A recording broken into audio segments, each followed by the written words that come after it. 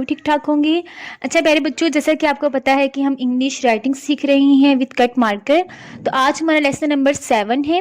Lesson number 7 में हमने S से लिखना स्टार्ट करना है। तो लास्ट वीडियो में हमने आर तक लिखना सीखा था। यहाँ पे जो मैं मार्कर यूज़ कर रही हूँ टेम्पो मार्कर है। अगर आपके पास ये मार्कर नहीं है तो आप कोई भी कट मार्कर 605 मास्टर कलम मार्कर कोई भी कट मार्कर यूज़ कर सकते हैं। तो फर्स्ट लेसन में हमने सीखा था कि मार्कर को पकड़ते कैसे हैं और उसे लिखते कैसे हैं।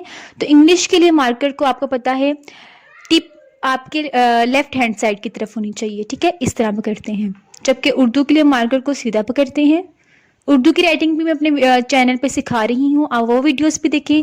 और इंग्लिश की हमारी लेसन नंबर 7 है आज, तो आप जल्दी से ये वाली राइटिंग सीख लें। लेसन 1 से हमने स्टार्ट किया है, अल्हम्दुलिल्लाह अब लेसन नंबर 7 तक कंप्लीट हो रहा है, ताकि आपकी राइटिंग भी इस तरह की हो जाए जिस तरह मैंने ये लिखा है। और फिर आप अपनी अच्छी राइटिंग और पेपर प्रेजेंटेशन से अच्छे मार्क्स ले सकें।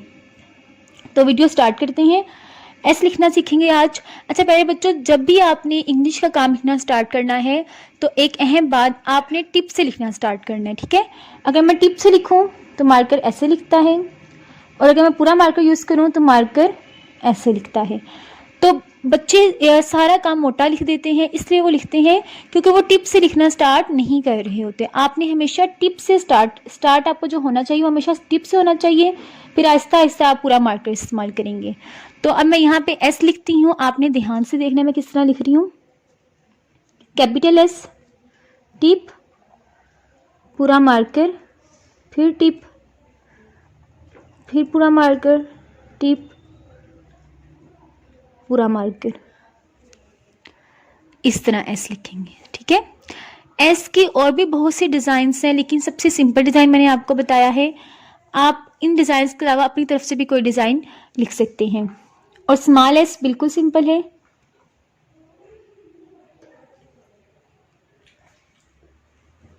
इस तरह, ठीक है।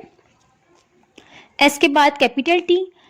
अच्छा, जो कैपिटल टी है ना, इसके काफ़ी मुश्किल डिज़ाइन भी होती हैं। एक जो बहुत मुश्किल डिज़ाइन मैंने सीखा था, मैं आपको वो सिखाती हूँ।